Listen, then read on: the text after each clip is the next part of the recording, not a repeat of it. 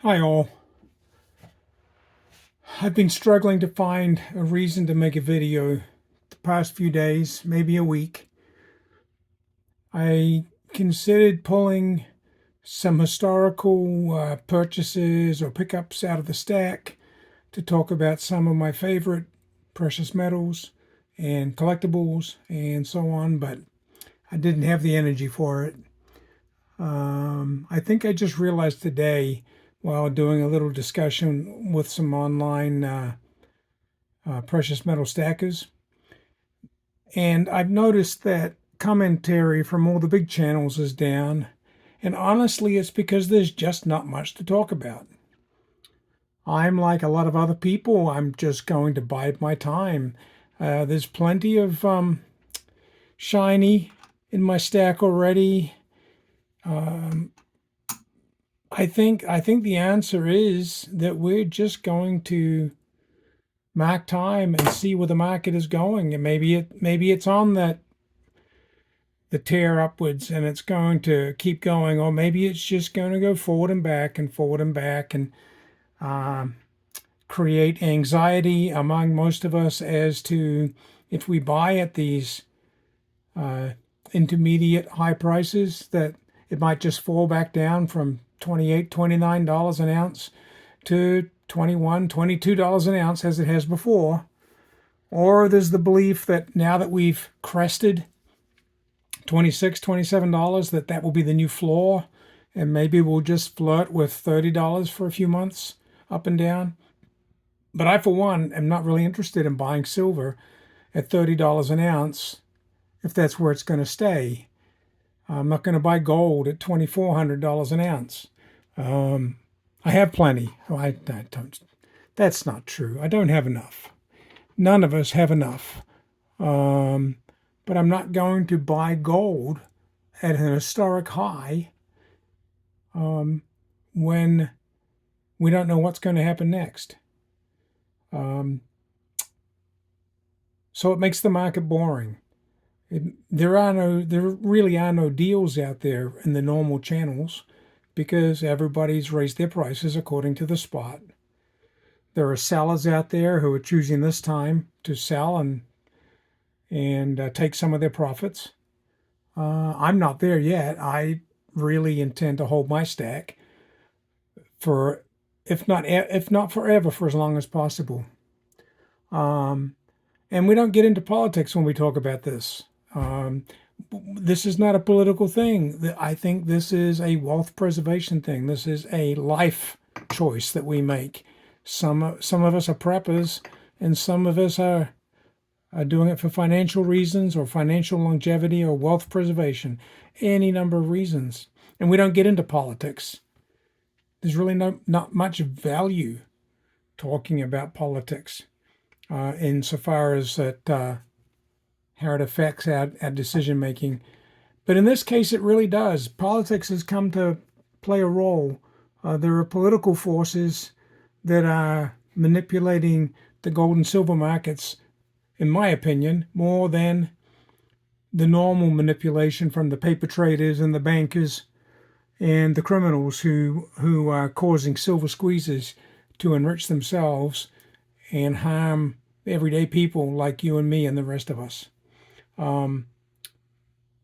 So I'm gonna delve into the politics just a little bit. I don't want to be controversial, although I do want to be controversial because there's something else that I noticed in the last few days, and that is we have all kinds of action in the Middle East. It's been going on since October. I don't think I need to go into the details of the individual events. I'm not placing one side blame against the other. I'm just saying that because of the unrest, I heard the word today or over the weekend, the chaos going on in the Middle East with Israel and Arab countries and Palestinians and so on, that's creating instability in the market. And it's allowing some of the big players, some of the big banks, some of the big countries, the state interests to manipulate the gold and silver prices for their benefit, for their political reasons or regimes. And what infuriates me about this, and I use the word infuriate because that's how I feel, First, we have the horror, the inhumanity that's going on in these battles that I'm sure are very important to the people involved. But the brutality, the loss of life, the hatred that's going on is just totally uncalled for. We're all supposed to be better than this. But let's be honest, I'm talking about this because it's affecting my life in this trivial manner with wealth preservation and protecting my family and protecting my future, my family's future, my grandchildren's future, and your children and your grandchildren, and perhaps your own lives. And what infuriates me most of all is that politics for decades now has been infiltrating into our news media. We no longer have newsmen and women. We no longer have people reporting what's going on in the world in an unbiased and reasonable manner.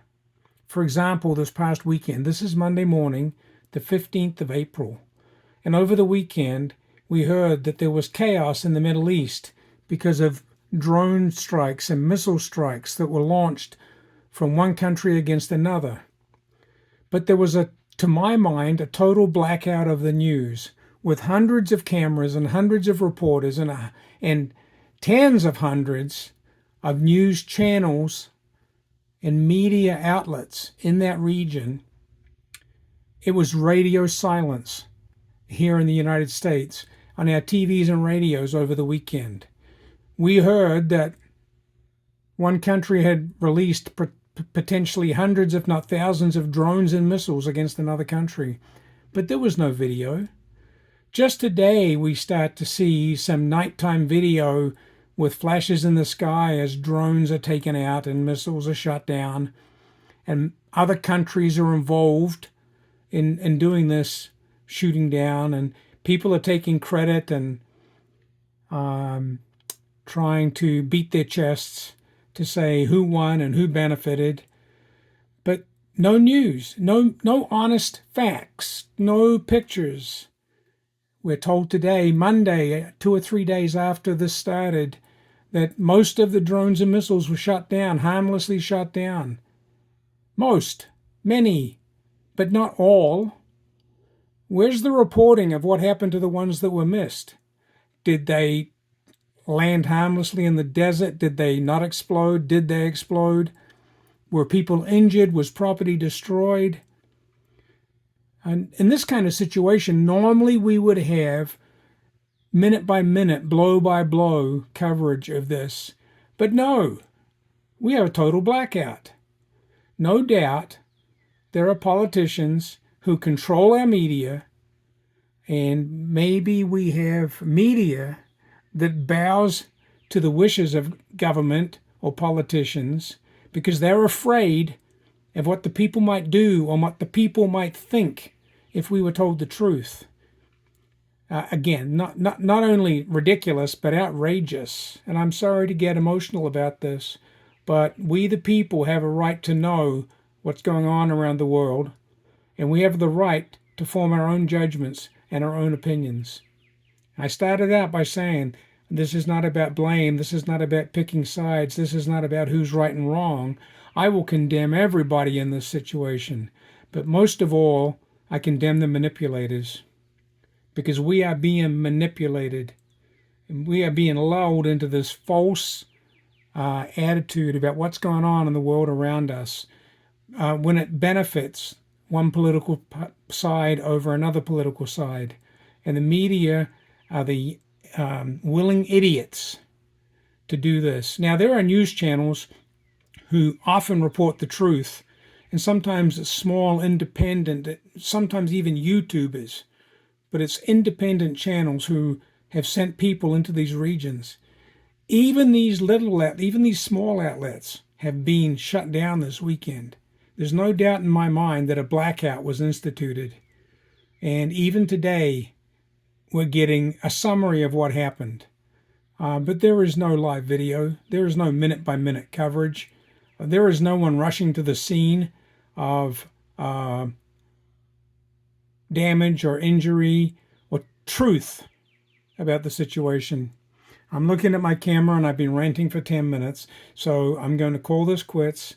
I don't know if this kind of commentary is interesting to people. I really would love to hear the comments, your comments about how you feel about being lied to and having the truth manipulated, and finally, how that affects all of this, how that affects what we do, whether it's a hobby or whether it's deadly preparation.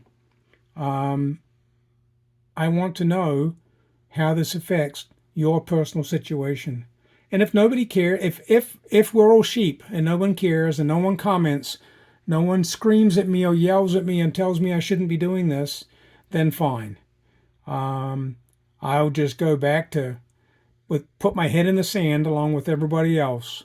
But I'm really going, if I get the opposite result, if I get people who agree with me that this is not right and something should be done about it, I'll continue to rant and I'll continue to speak up, because all we have to do is speak. All we have to do is say this is not right. I'm not promoting protest. I'm not promoting boycotts. What I'm promoting is simply asking for the truth. And I think we all have an interest in the truth. And I think we should be brave enough to ask for the truth. The more we go and act like sheep, whether it's with CBDCs or every other thing that we talk about on these channels, the more we act like sheep, the sooner we will go to the slaughter. And that's the long and the short of it. Sheep get shorn and slaughtered, right? Same with chickens. Eggs get cracked and necks get broken, right? Don't be sheep. Let's speak up and ask for the truth. Thanks, guys. Rant over. I noticed that Cranky has been out of action, and he's got some stand-ins helping him out, and I hope he's doing well. I'm assuming he had some work done, and he's going to come back better and stronger and better looking than before. So good luck, Cranky. I hope you're doing well. Happy birthday to those having birthdays, and I hope you all have a great week. Beautiful weather, sunshine and roses. Bye, all.